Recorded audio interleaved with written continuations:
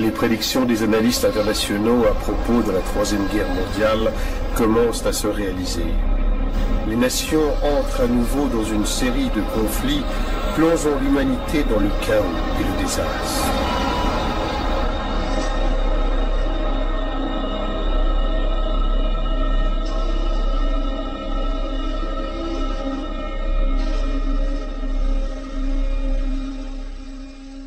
Toute personne qui fait attention à ce qui se passe tous les jours dans le monde se rend compte que nous avons affaire à une situation critique et délicate. Une crise économique qui, depuis 2008, est en train de faire sombrer l'économie et d'appauvrir les pays en voie de développement. L'apparition de conflits dans le monde qui font face aux grandes puissances sont les principaux sujets non seulement pour les politologues et les analystes économiques, mais également pour les citoyens d'inquiétude dans laquelle nous nous trouvons quant à un déclenchement d'un nouveau conflit mondial. La guerre en Syrie, qui a commencé en 2011 entre le gouvernement syrien et les rebelles, inclut principalement la Russie et les USA, avec Poutine soutenant Bachar el-Assad et Obama soutenant les rebelles. La Russie n'est pas prête à laisser les États-Unis et ses alliés envahir la Syrie, parce que la Syrie est un allié important de la Russie. En effet, la Russie a une base navale dans la ville syrienne de Tartous. C'est pourquoi la Syrie est stratégiquement importante pour la Russie dans le Moyen-Orient. La Syrie n'est pas la seule à être supportée par la Russie. La Chine et l'Iran sont d'autres alliés de Bachar el-Assad qui ne sont pas prêts non plus à voir l'Occident envahir la Syrie. La Russie a fourni durant longtemps du matériel à l'armée syrienne et envoyé des navires de guerre dans la région, ajoutant encore récemment un soutien aérien aux forces de Bachar el-Assad avec l'envoi de troupes par l'Iran. En face, les États-Unis avec ses alliés ont bombardé le territoire syrien et ont soutenu les ennemis rebelles d'Al-Assad. Par conséquent, un affrontement direct entre ces puissances ou une invasion par la Maison-Blanche et de ses alliés en Syrie serait considéré comme une aggravation majeure du conflit, poussant alors les grandes nations à entrer dans une bataille au risque de provoquer le déclenchement d'une guerre à grande échelle. Quelque chose de semblable est en train de se dérouler dans le conflit qui a lieu en Ukraine. Un conflit qui a commencé en 2014 par l'annexion de territoires ukrainiens par la Russie et la confrontation consécutive entre les forces du gouvernement ukrainien et les rebelles pro-russes. Depuis, selon des sources fiables, une course s'est établie entre les Russes envoyant des troupes, des chars et des armes aux pro-russes séparatistes et l'Union européenne, l'OTAN et les États-Unis qui ont fait la même chose avec le gouvernement ukrainien. Un conflit qui touche principalement les États-Unis et la Russie aussi bien que l'Union européenne et l'OTAN. Bien qu'il n'y ait pas encore de guerre en vue, les tensions se sont intensifiées entre les deux Corées depuis 2013, menant à une rupture de l'armistice de 1953 qui faisait état d'un pacte de non-agression entre les deux pays. Le régime nord-coréen de Kim Jong-un a décidé de mener plusieurs essais nucléaires. Ceci non seulement comme une démonstration de force, mais également comme une réponse aux sanctions économiques de l'ONU à ce pays, ainsi qu'aux manœuvres des forces américaines et sud-coréennes dans les eaux proches de la Corée du Nord. La reprise d'un conflit entre la Corée du Nord et la Corée du Sud, avec la participation des États-Unis à l'appui de ce dernier, verra probablement l'implication de la Russie dans cette guerre et surtout de la Chine, qui soutiendront tous deux le régime nord-coréen. Le programme nucléaire iranien, sur lequel le gouvernement de l'Iran communique, aurait pour objectif de contribuer à l'amélioration de la santé, a rendu suspicieux le gouvernement d'Israël et les États-Unis, qui pensent que le véritable objectif de ce programme est de créer des bombes nucléaires pour attaquer Israël ou les États-Unis. Ainsi, les États-Unis, avec l'Europe, ont décidé d'appliquer des sanctions économiques à la nation iranienne afin d'empêcher la production de ces prétendues armes de destruction massive. Cette situation est à l'origine de fortes pressions, en particulier entre l'Iran et Israël, ce dernier affirmant qu'il est prêt à attaquer l'Iran pour mettre fin à son programme nucléaire. Nous savons tous à quel point cela serait grave si les États-Unis et Israël envahissaient l'Iran, car la Russie et la Chine supporteraient alors l'Iran sans hésitation. Concernant la situation diplomatique complexe entre les États-Unis et le Venezuela, il faut se rappeler la crise vécue par la Bolivie, qui a engendré des manifestations antigouvernementales sanglantes contre le gouvernement de Nicolás Maduro, puni par le gouvernement des États-Unis avec des sanctions économiques sévères. Ceux-ci ont alors tenté d'envahir le Venezuela sous prétexte de protéger la population civile. Un conflit grave pourrait commencer, impliquant d'autres alliés du Venezuela, incluant plusieurs pays latino-américains, ainsi que probablement la Russie et la Chine. Si nous considérons tous ces conflits et fortes tensions diplomatiques face aux grandes puissances, avec la crise économique mondiale que nous subissons, il n'est pas inimaginable de considérer que tout cela pourrait mener à une guerre sans précédent. Mais pourquoi devrions-nous penser que nous sommes à la porte de l'éclatement d'un conflit mondial, même en ayant tous ces conflits et ces tensions? Il y a eu d'innombrables conflits localisés depuis la fin de la Seconde Guerre mondiale. Alors, pourquoi céder au pessimisme et aux avertissements alarmistes? Cependant, le meilleur moyen de comprendre pourquoi les puissances considèrent ensemble qu'une guerre est plus que probable est de regarder le genre de décisions qu'elles prennent en ce moment. Par exemple, le gouvernement chinois, qui fait état en la matière de peu de transparence, augmente sans cesse sa force militaire et son expansion sur des espaces maritimes et aériens et a multiplié son budget militaire par 4 en 10 ans, ce qui péjore leurs relations avec le Japon, la Corée du Sud et les États-Unis.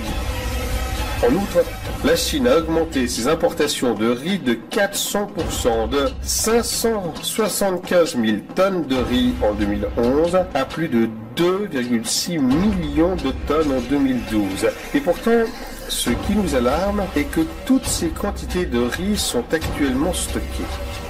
En outre, le gouvernement chinois a construit au cours des dernières années de grandes villes avec une capacité d'accueil de 64 millions de personnes, aujourd'hui achevées sans être encore habitées. Elles sont construites dans des régions éloignées des zones périurbaines.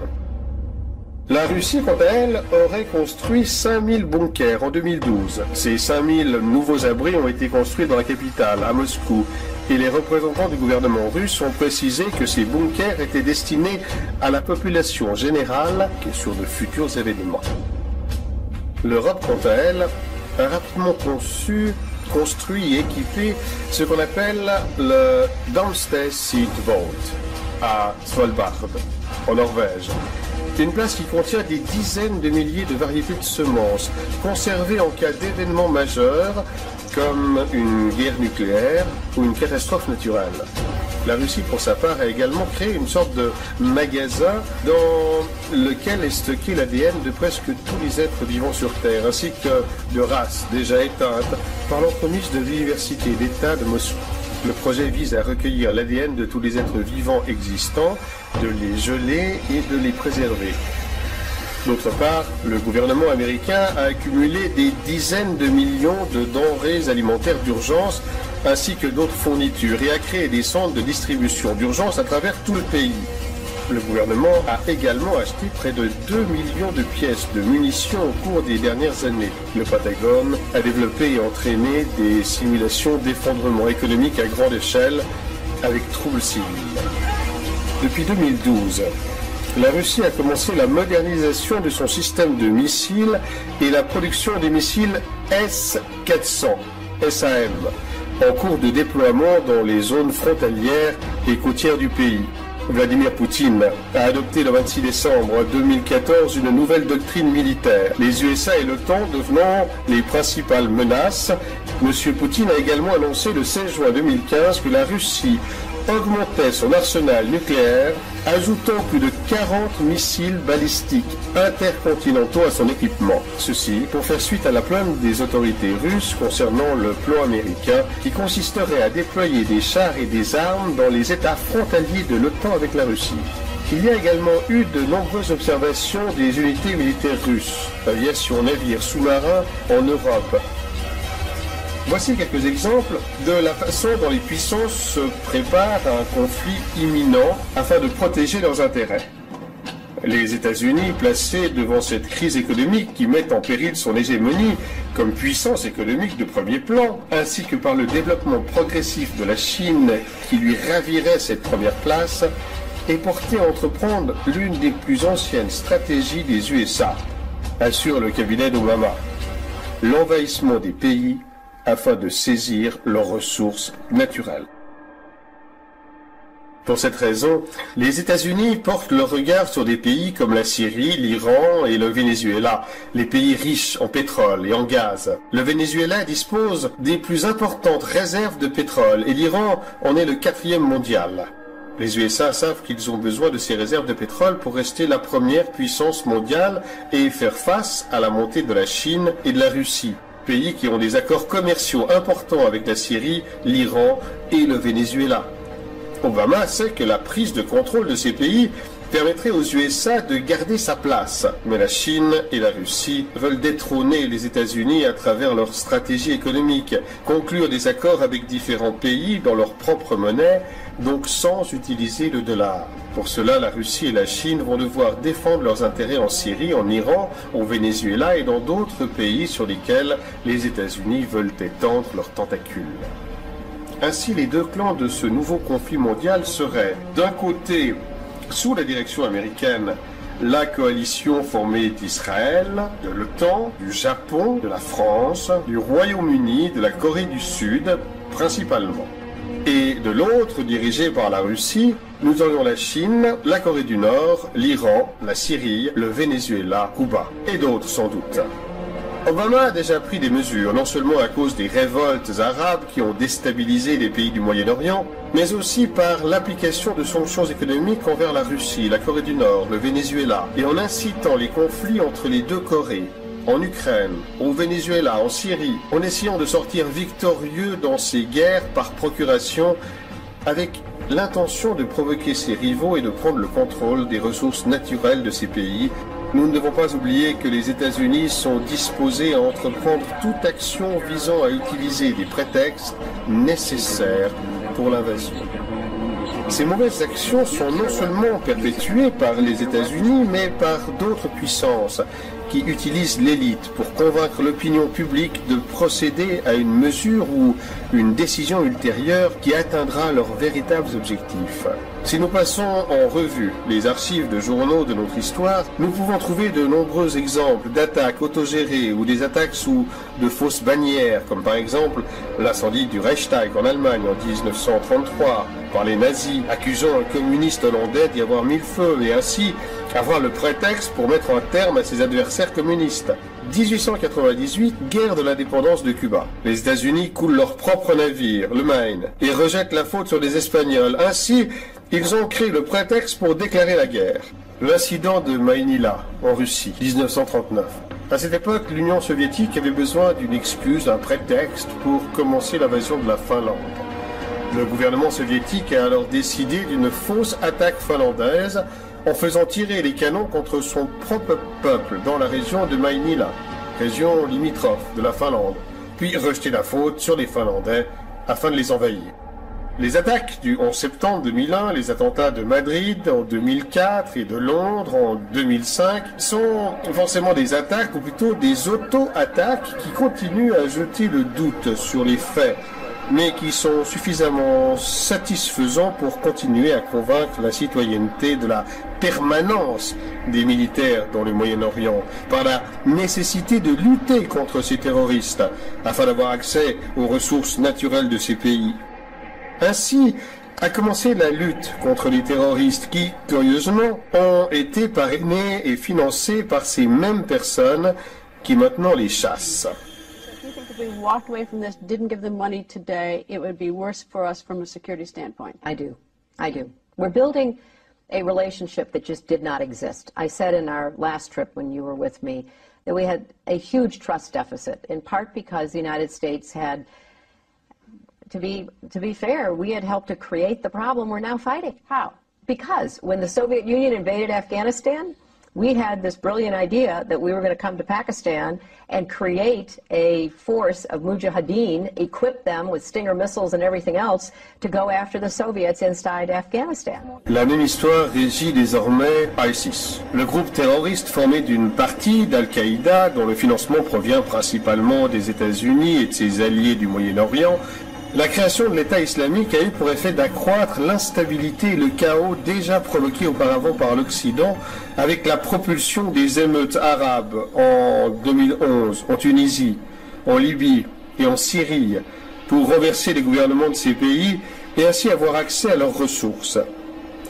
Il est prouvé que les États-Unis ont financé ces révolutions et même des mercenaires dans ces pays formant les armées rebelles qui ont été fournis en armes à la fois par l'Europe et les États-Unis et qui finissent ensuite dans les mains des djihadistes.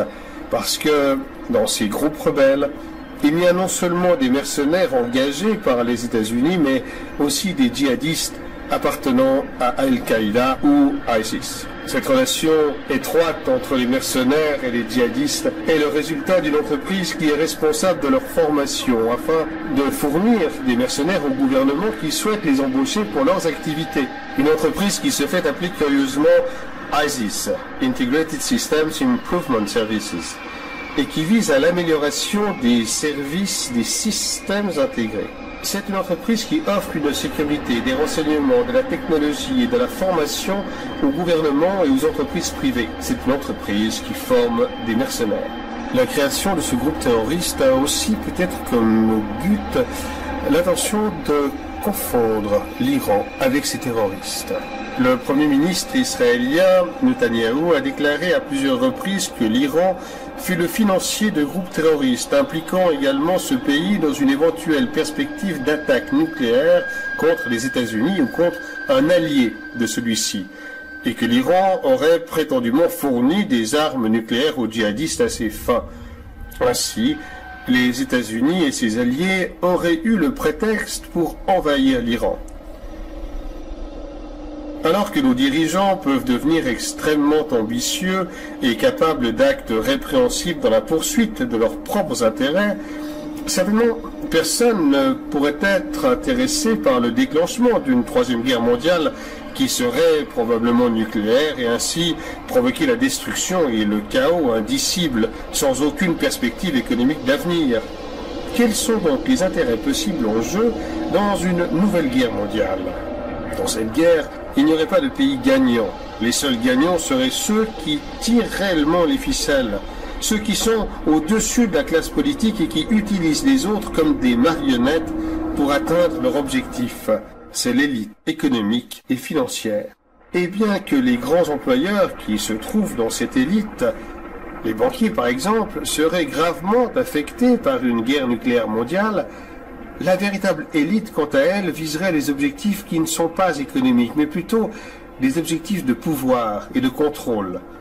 Cette élite, conduite principalement par plusieurs familles milliardaires, telles que les Rockefeller, Rothschild et Morgans, qui au fil du temps ont conquis à la fois la puissance économique et financière et le contrôle politique à travers leurs institutions. Leurs entreprises sont désormais les pilotes du monde, les moteurs des guerres dont les opérations consistent à étendre leurs tentacules partout où ils voient que cela est nécessaire. Grâce à l'encouragement de ces guerres mondiales, l'élite n'aura pas seulement augmenté ses avantages économiques, mais aura élargi son contrôle sur le système et réalisé des objectifs concrets qui les conduiront lentement à leurs objectifs ultimes. Mais quels sont les objectifs à atteindre par les puissants pour cette nouvelle guerre mondiale? 1. La réduction de la population. Des personnalités telles que David Rockefeller et Bill Gates ont exprimé leurs préoccupations au sujet du nombre d'êtres humains qui peuplent la planète et la nécessité donc de réduire la population mondiale. Ils disent que nous sommes déjà presque 8 milliards et que la croissance ne permet plus de vivre dans un monde aux ressources naturelles limitées. Non seulement ils souhaiteraient réduire la population mondiale et ainsi la pression sur les ressources naturelles, mais ce serait également cela qui leur permettrait d'exercer plus facilement un plus grand contrôle sur l'humanité. Une guerre nucléaire est parfaite pour tuer des millions de personnes, qui reste un obstacle à l'élite. Les pays qui ne sont pas touchés directement par le conflit, largage de bombes nucléaires par exemple, durement touchés par l'absence complète ou la rareté de la nourriture, ce qui se traduira par la folie des citoyens se tuant pour obtenir les dernières ressources restantes ou tout simplement se laissant mourir de faim. Deuxièmement, l'écroulement des États et de l'économie mondiale. L'un des objectifs importants de cette guerre mondiale est la destruction des États afin de pouvoir couler les économies, d'où une augmentation du chômage à 100%, ce qui provoquera une perte totale de la valeur de l'argent, puis une panique et le chaos parmi les citoyens qui devront rivaliser d'ingénuité et de combativité afin de pouvoir survivre. Cela aboutira à un vide du pouvoir politique et donc les gens seront laissés sans directive politique, sans personne pour maintenir l'ordre dans chaque pays, créant ainsi une situation internationale d'absence complète de contrôle, ce qui obligera l'humanité à être plus réceptive à l'introduction d'un nouvel ordre mondial. À ce stade, il est important de considérer les migrations de masse qui se produisent en Europe par des personnes touchées par des conflits, notamment en Syrie, et qui pourraient conduire à l'effondrement des États européens, amenant le chaos et la division au sein de l'Union européenne. Troisièmement, la destruction de la moralité. Cette troisième guerre mondiale pourrait aussi provoquer l'effondrement de toute morale, valeur, espoir de l'être humain, ce qui conduirait au désespoir et à l'insignifiance de tout cela. De cette façon, la population serait plus facilement tentée par toute forme d'ordre qui peut offrir un retour à l'espoir et aux valeurs humaines.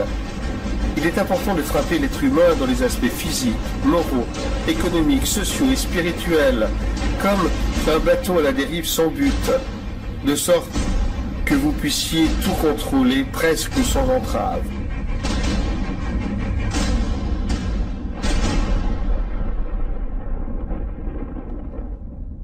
Tous ces facteurs sont nécessaires pour permettre, comme l'a dit Rockefeller, une crise parfaite, un grand cataclysme social qui oblige la population du monde à accepter la seule solution possible, tant recherchée par l'élite depuis des années, la création d'un gouvernement mondial.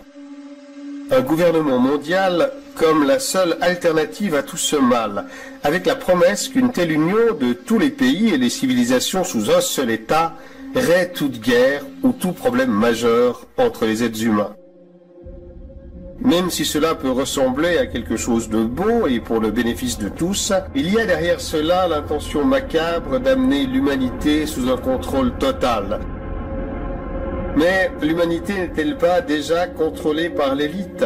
Eh bien, cette mise sous tutelle a certainement déjà été atteinte par le système capitaliste. Ce mode de vie a son avantage qui leur donne une portée sur presque tous les pays. Cependant, ils veulent un contrôle absolu sur nous et réduire une grande partie de la population mondiale afin de rendre ce contrôle plus facile et plus viable et de mettre fin à l'augmentation incessante de la population qui pourrait entraîner de nombreuses instabilités.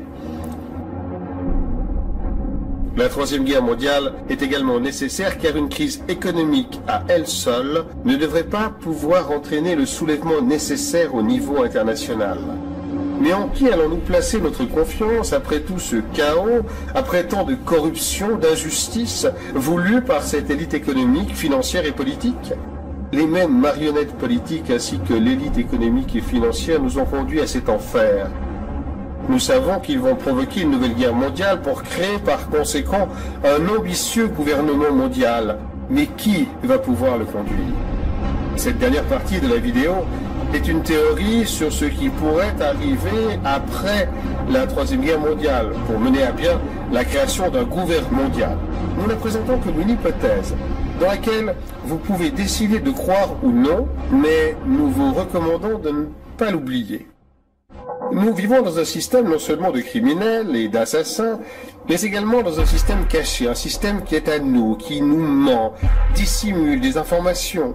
Il nous cache les découvertes de remèdes pour des maladies qui ne peuvent, soi-disant, pas être guéries, comme le remède contre le cancer.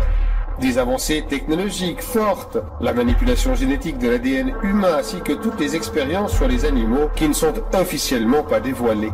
Que Que penseriez-vous si je vous disais que la technologie à laquelle nous sommes habitués à voir dans les films ou que certaines personnes affirment avoir vu, en étant persuadées qu'il s'agit d'une technologie venue des extraterrestres, que cette technologie a bel et bien été créée ici, sur Terre, par les gouvernements?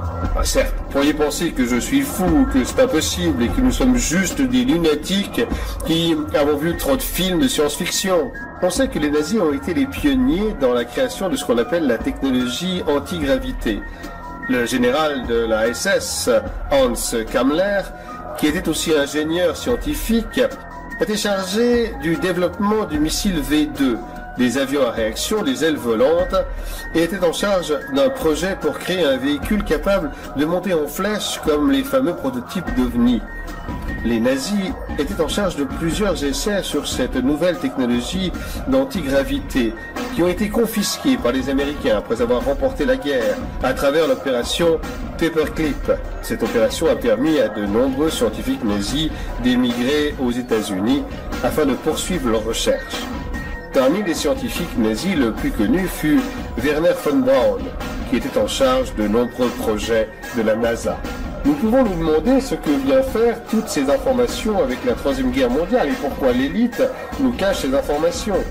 Selon certaines sources, l'étape finale que l'élite mettra en place après la Troisième Guerre mondiale, après la création du gouvernement mondial, sera une fausse venue des extraterrestres. Autrement dit, l'élite a préparé une présentation de fausses hypothèses sur des êtres d'autres planètes qui viendraient pour nous aider. Ce mensonge sera orchestré par l'élite et soutenu par leurs établissements de médias. Ces êtres qui vont sûrement être d'apparence humanoïde, mais avec des différences d'un autre monde pour assurer une plus grande acceptation par nous, diront qu'ils nous avaient créés il y a longtemps, mais qu'ils ont attendu pour voir si nous pouvions résoudre notre propre problème. L'élite ne veut pas de nos problèmes actuels, tels que la faim, les guerres, les maladies à résoudre, enfin bref, tous ces maux réunis dans le système dans lequel nous vivons, afin de nous procurer un plus grand attrait et une acceptation pour la mise en œuvre d'un gouvernement mondial. Ces nombreux conflits armés, l'aggravation de nos problèmes, les crises diplomatiques, et en ce moment la pire crise économique de tous les temps, ne sont-ils que pure coïncidence? Non. Il y a certainement une autre cause à tout cela.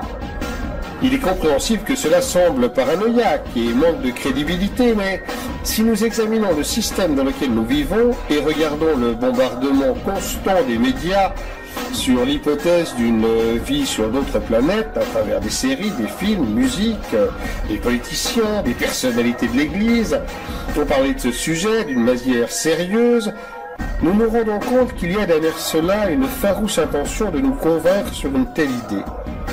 Et si vous pensez que personne ne croira à cette farce extraterrestre, je vous donne un exemple historique.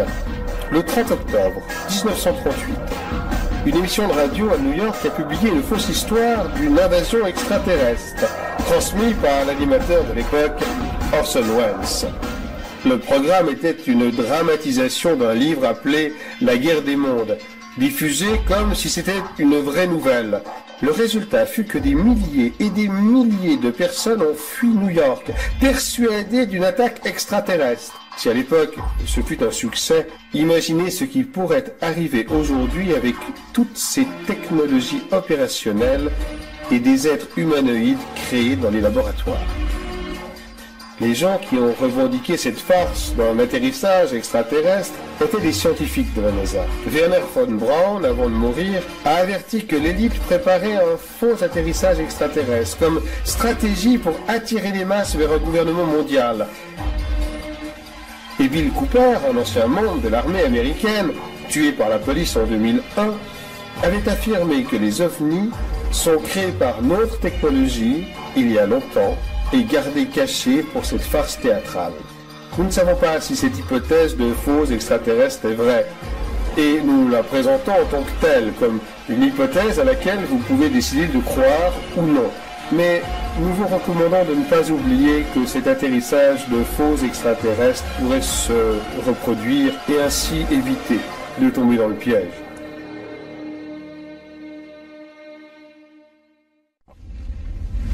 Compte tenu de toutes ces informations sur une imminente troisième guerre mondiale, que pouvons-nous faire? Face à une telle situation critique, il faut parfois regarder les archives de journaux de notre histoire et voir ce que nos ancêtres ont fait à ces moments aussi graves. Une révolution. Compte tenu de la situation de crise internationale dans laquelle nous nous trouvons et le peu de temps à disposition, l'action la plus efficace que nous devons mener est une révolution internationale impliquant la prise des parlements par le peuple de tous les pays possibles, en particulier ceux qui disposent des armes nucléaires, et forcer nos politiciens à veiller à ce que toutes les ogives allant porter des missiles nucléaires soient détruits immédiatement. Nous avons pour cela besoin de convaincre les organismes de sécurité, de l'armée, de l'État, afin qu'ils nous rejoignent, car nous aurons besoin de leurs aides et des armes. Mais la première chose qui doit être faite avant toute action énergique est de diffuser cette information afin qu'elle puisse atteindre le maximum de personnes et partager cette vidéo à travers les réseaux sociaux en utilisant les mêmes réseaux pour créer un espace de débat et de décision au niveau international. Il est temps, frères et sœurs, que nous nous élevions contre cette élite, que nous laissions de côté nos différences stupides, nos peurs, notre égoïsme, que nous nous efforcions de sauver l'humanité, que nous nous battions pour les générations futures, que nous finissions avec ce système criminel et meurtrier qui nous tourmente, nous rend esclaves, fait de nous des êtres dociles et vides, sans valeur. Cette vidéo est un appel international à l'action.